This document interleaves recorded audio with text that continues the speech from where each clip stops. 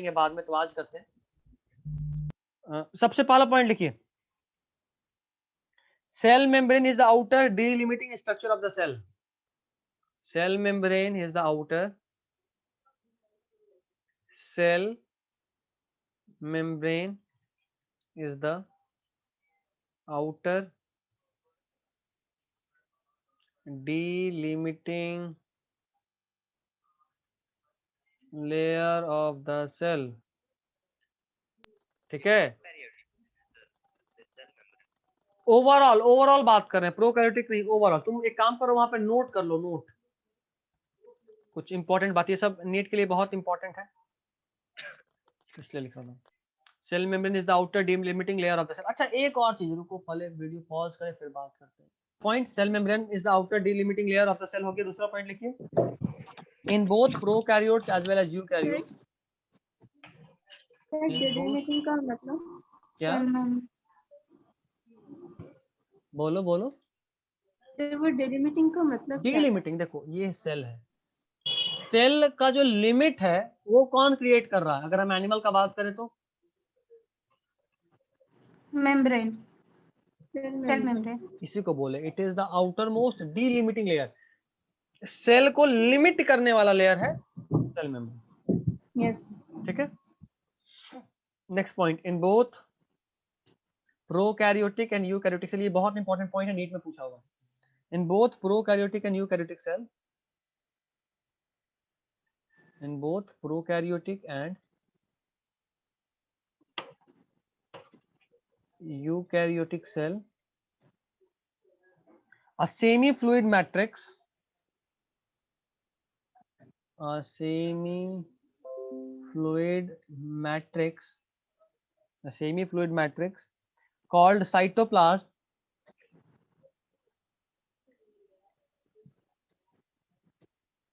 occupies the volume of cell, occupies the volume of cell। मतलब cell के अंदर का, अरे यार कितना नोटिफिकेशन आएगा, सेल के अंदर ये न्यूक्लियस हुआ, न्यूक्लियस के अलावा जो भी चीज है, ये जो उसका वॉल्यूम है, ये सारे वॉल्यूम को कौन ऑक्यूपाई करता है? साइटोप्लाज्म। साइटोप्लाज्म। ठीक है, अगला point, the cytoplasm is the main arena of, जो लाइन लिखे उसको हु बहू याद करना, हु बहू, क्योंकि नीट में हु बहू पूछेगा। The cytoplasm is the main arena, ERENA of cellular activities। Cytoplasm is the main arena of cellular activities in both plant and animal cell। Sir arena बता रहे हैं, in both plant and animal cell। इसका मतलब ये है कि हमारे body में जो भी काम हो रहा होता है उसका मेन एरिया कौन है? अब खुद सोचो ना, सारा सेल ऑर्गेनेल कहाँ है? सारा का सारा सेल ऑर्गेनेल भी तो यही है, चाहे वो प्लास्टिड हो, चाहे वो माइटोकॉन्ड्रिया हो, चाहे वो राइबोसोम हो, तो जो भी सेलुलर एक्टिविटीज होगा वो सब इनडायरेक्टली तो साइटोप्लाज्म में ही हो रहा है। इसलिए ऐसा बोले कि cytoplasm is the main arena of cellular activities inside the cell in case of both plant as well as animal. Next point, very important point, one of the most important point of this whole chapter। Ribosome is the only non-membrane, ribosome अक्सर ये पूछता है कि eukaryotic cell में non मेम्ब्रेन्ड cell organelle कौन सा होता है? तो सिर्फ दो होता है। यूकैरियोटिक बोले तो एक बोलेंगे, एक पहला राइबोसोम जो क्या है, नॉन मेम्ब्रेन, इसमें मेम्ब्रेन नहीं होता। देखो तुमको 2-3 तरीका याद रखना है, जो 9th पढ़ा था उसको भी ये बताए थे, ऐसे ही ट्रिक्स है। डबल मेम्ब्रेन कौन कौन है? तो सिर्फ 3 है। कौन कौन? न्यूक्लियस, माइटोकॉन्ड्रिया, क्लोरोप्लास्ट और माइटोकॉन्ड्रिया, ये तीनों क्या है? Double membrane. अच्छा, डबल मेम्ब्रेन।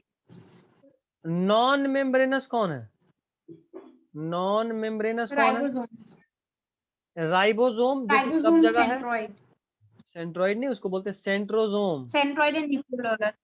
सेंट्रोसोम, सेंट्रोसोम, ये सेंट्रोसोम सिर्फ सर एनिमल में मिलता सेंट्रोइड है। भी तो बोलते हैं। नहीं, सेंट्रोइड में होता है स्पाइक लाइक, उसको पढ़ेंगे हम लोग, पढ़ेंगे लास्ट में, इस चैप्टर के लास्ट में और एंड में बताएंगे। न्यूक्लियोलस। न्यूक्लियोलस सेल ऑर्गेनेल नहीं कहलाता है, वो न्यूक्लियस के अंदर होता है, एक सेल ऑर्गेनेल के अंदर। ठीक है, अच्छा सॉरी। तो एक राइबोसोम हो गया और एक सेंट्रोसोम। सेंट्रोसोम सिर्फ एनिमल में मिलता है। तो दो नॉन मेम्ब्रेनस। अब बाकी कुछ भी पूछे, मान लो तुमसे पूछ रहे वैक्यूल, कितना मेम्ब्रेन होगा उसमें? कितना? Single. Single.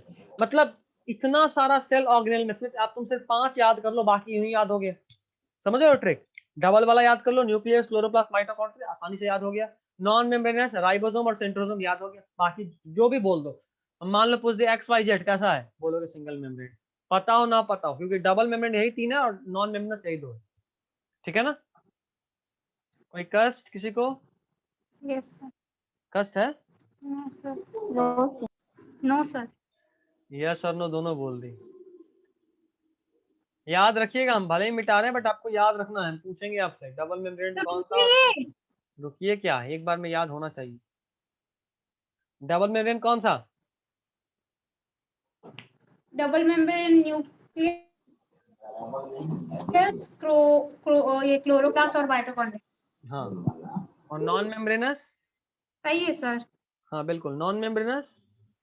Ribosomes and centrosome.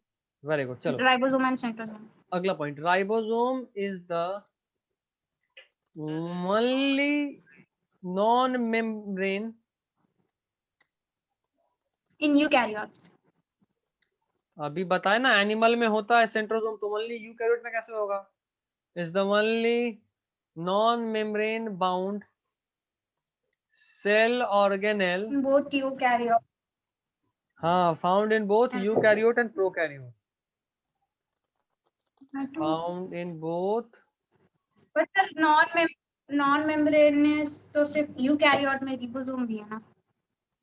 Eukaryote animal, हम लोग क्या यूकैरियोट है कि नहीं है? हैं। है सर। है, तो हमारे में सेंट्रोसोम है कि नहीं नॉन मेम्ब्रेनस? है। है, तो इसीलिए राइबोसोम को हम ओनली नहीं बोलेंगे। Ribosome is non membranes in eukaryote, सही बात है, but ribosome is only non membranes in eukaryote गलत हो जाएगा, क्योंकि हमारे अंदर सेंट्रोसोम भी होता है। Yes sir. सेंट्रोसोम क्या होगा? ये सेल डिवीजन में काम आता है। अगला पॉइंट लिखवाते हैं, found in both eukaryote and prokaryote. ये एकमात्र ऐसा सेल ऑर्गेनेल है जो कि यूकैरियोट और प्रोकैरियोट दोनों में मिलता है और नॉन मेम्ब्रेनस होता है। कोई दिक्कत है? कोई दिक्कत तो बताओ जल्दी, है कोई दिक्कत? बोलो। No sir. नहीं, ठीक है। नेक्स्ट पॉइंट, इन एनिमल्स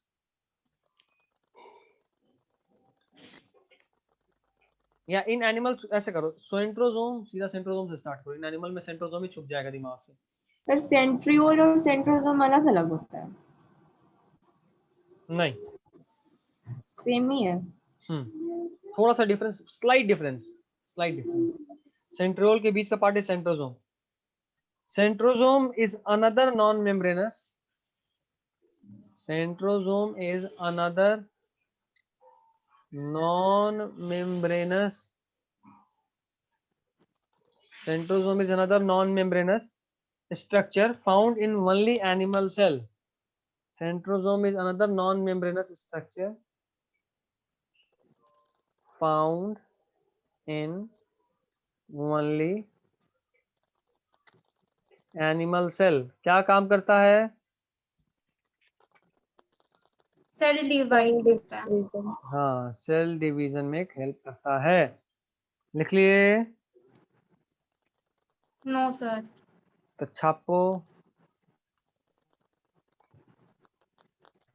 हेडिंग हम लोग डाले हुए थे प्रोकैरियोटिक सेल, ये लास्ट क्लास का हेडिंग था। इस हेडिंग में हम लोग ये लिखे थे कि it lacks membrane bound organelles, लिखे थे ऐसा? Yes sir. लिख लिए थे? देख लो एक बार। क्या बोले सर आप?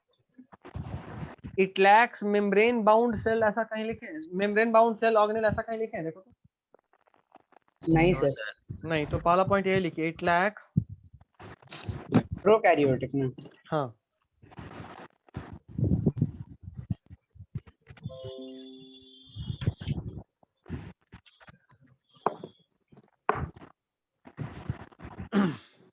देखिए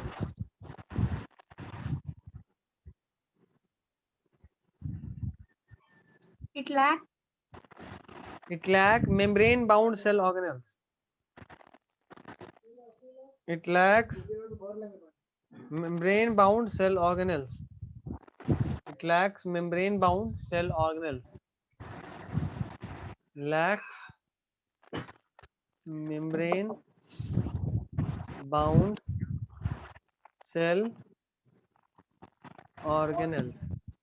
दूसरा पॉइंट, अब देखो, अब हम लोग क्या करेंगे कि इसको ऊपर से पढ़ेंगे। मतलब जैसे मान लो अगर हमको अपने बॉडी को स्टडी करना होता तो सबसे पहले बाल स्टडी करते, उसके बाद स्किन स्टडी करते, उसके बाद स्किन के नीचे फैट का लेयर उसको स्टडी करते, फिर उसके नीचे मसल्स स्टडी करते, फिर बोन स्टडी करते, ऐसे स्टडी करते। तो समझ रहे हो, सबसे पहले जो बाहर में मिल रहा है उसको स्टडी किए, फिर उसके अंदर, फिर उसके अंदर, फिर उसके अंदर, इस सीक्वेंस में करके स्टडी कर रहे हैं। ठीक है, एक सेकेंड रुको, कुछ दिखाते हैं। Structure of a prokaryotic cell. Structure of a prokaryotic cell. चलो बढ़िया डायग्राम मिल गया।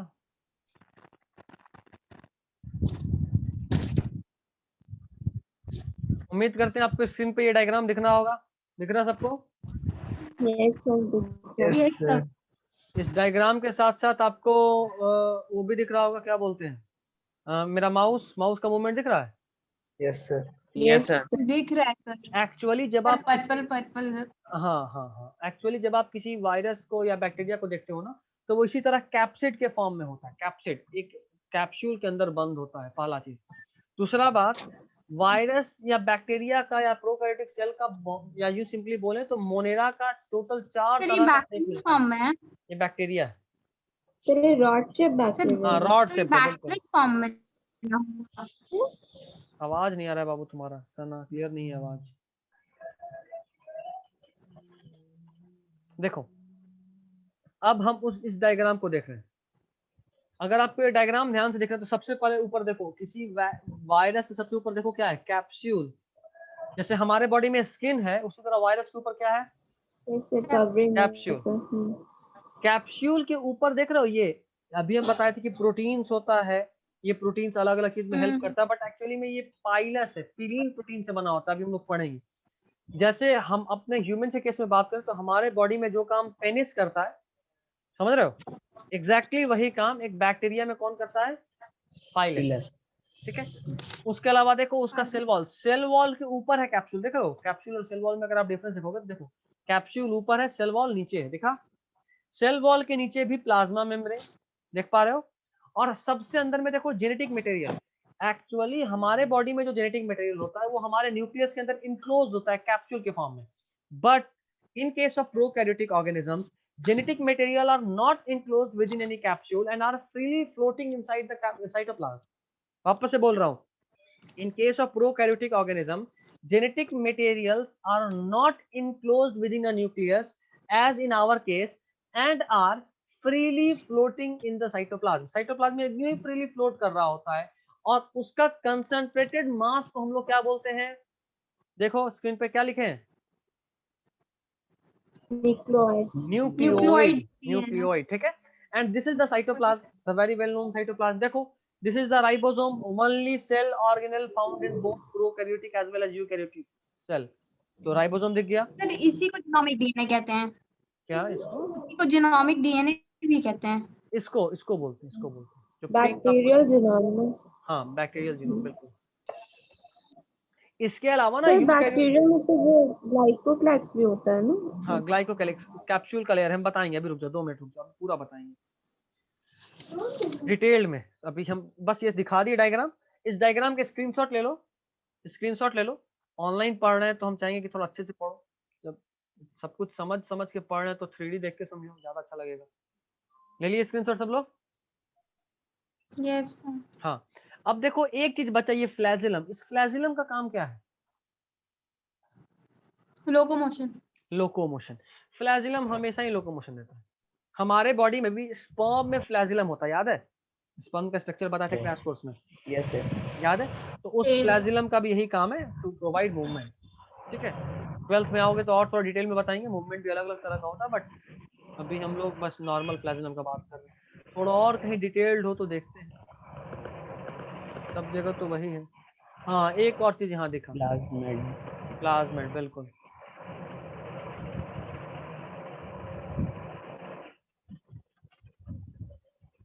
वाह, ये भी कितना अच्छा डायग्राम है। देखो, सेल का हम लोग बात किए थे ना कि इसको बोलते हैं कि इफेक्टिव साइज। देख रहे हो, ये आपको दिख रहा है इकोलाई, कितना बड़ा लेंथ है इसका? 2 micrometer. माइक्रोमीटर। और लिम्फोसाइट का लेंथ देखो कितना साइज है? 6 to 9 micron. ये 6 to 9 लिम्फोसाइट, micrometer. इस लिम्फोसाइट को आप किस नाम से जानते हो? WBC। WBC, this is the WBC।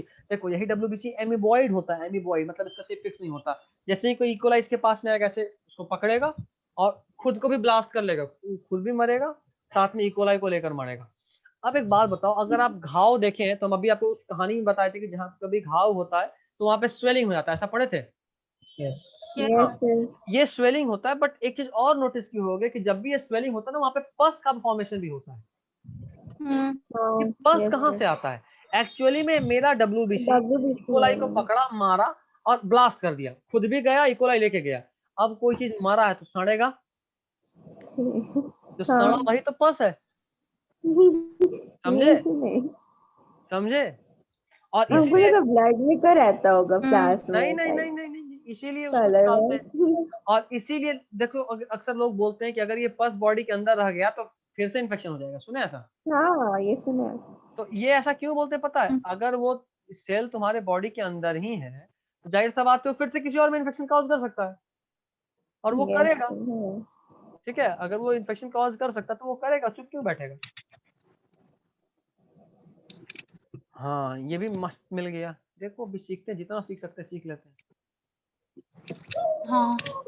Virus या बैक्टीरिया का बहुत सारा टाइप्स होता है। शेप के हिसाब से बात करें तो यहाँ तो 3 ही शेप है, रॉड, स्फेरिकल और स्पाइरल।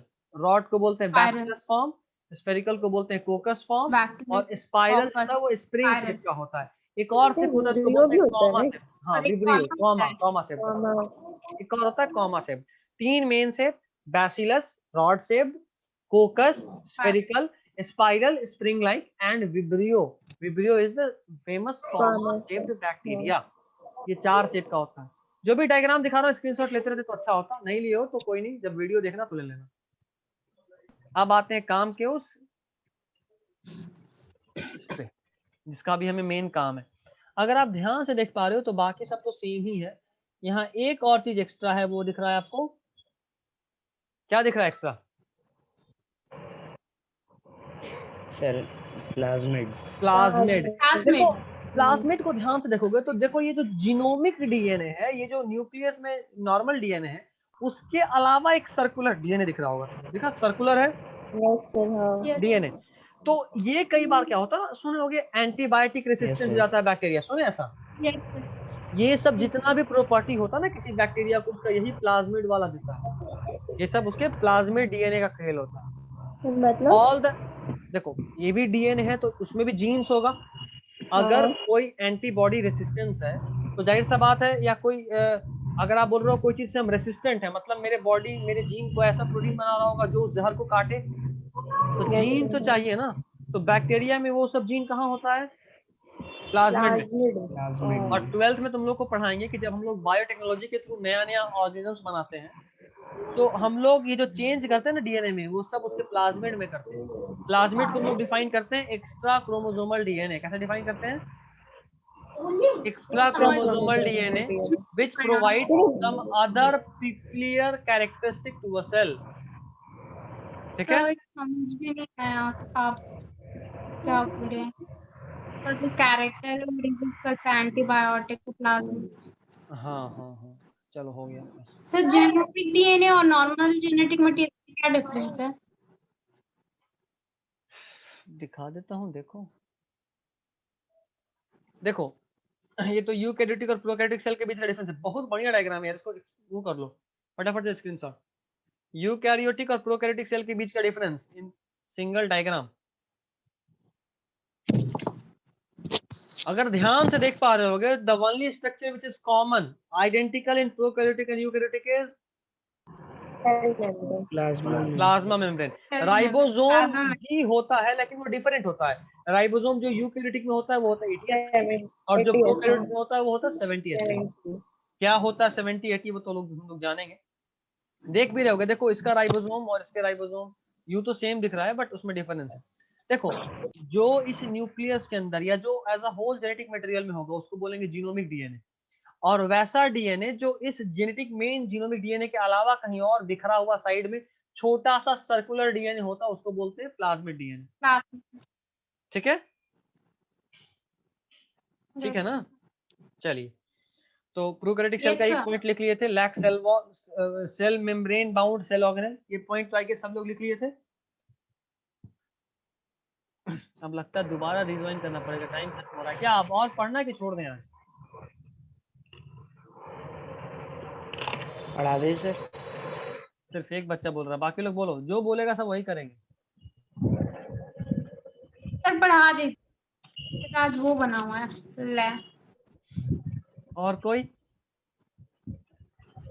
पढ़ा दीजिए। अंजलि, आपको मूड है सर पढ़ाने का? साजन, सौरभ, हम तो नहीं है, बस खाना बचा है बट उतना मैनेज है। बोलो बोलो जल्दी बोलो, आखिरी का मिनट चल रहा, जल्दी बोलो नहीं तो ऑफ हो जाएगा ऑटोमेटिक। बोलो साजन, बोलो जल्दी। हम क्या बोलेंगे यार।